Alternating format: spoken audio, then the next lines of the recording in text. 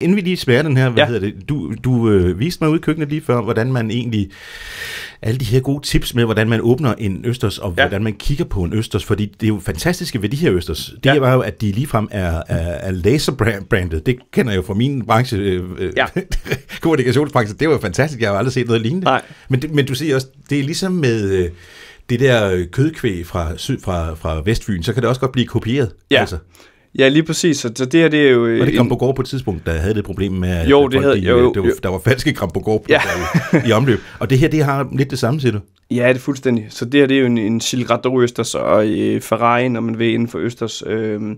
Og helt klart dem, der er favorit blandt alle kokkevenner, og inklusive mig selv. Der er ligesom et G indprintet i, og det er der ligesom, fordi på et tidspunkt, så blev der solgt flere Gilles-Gradot-østers, end der fandtes.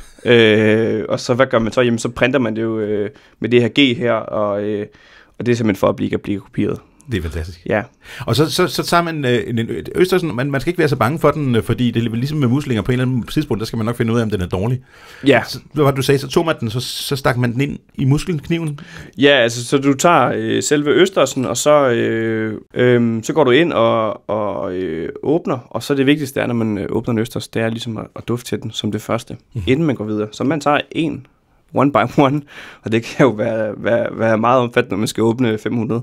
Men man tager en af gangen, og så åbner man den, dufter det, og hvis den dufter godt, og den skal dufte af hav, rent hav, den skal ikke dufte af gammel havn og alt muligt andet i den dur. Det skal dufte, og det samme med fisk, den skal ikke dufte af fisk. Fisk kan ikke lugte af fisk.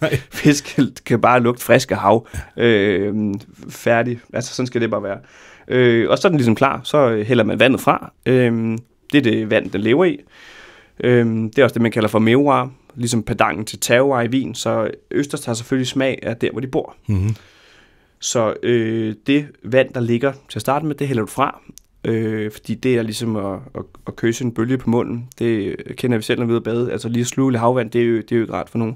Så det kasserer du, og så løsner du den ligesom fra musklen, og så er den ready to go.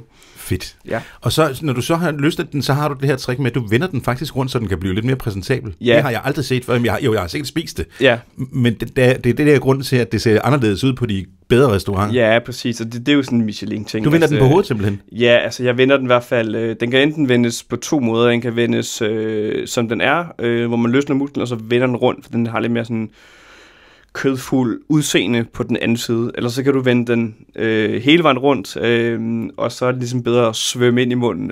Det er ligesom en skole inden for det. Jeg vil lære personen, der åbner den op til, hvad de vil gøre. Gør det, du er tryg ved. Det gør ikke noget for smagen. Det er ren og skær igen. Det der med, man spiser med øjnene. Så den præsenterer sig pænere, synes jeg. Og det gør den jo i hvert fald også her. Så havde du den her også med, at du lagde den oven på musklen. Altså, den har fået bikini på, den her. Ja, det har den. Den er ligesom dressed up. Det er fedt. Ja.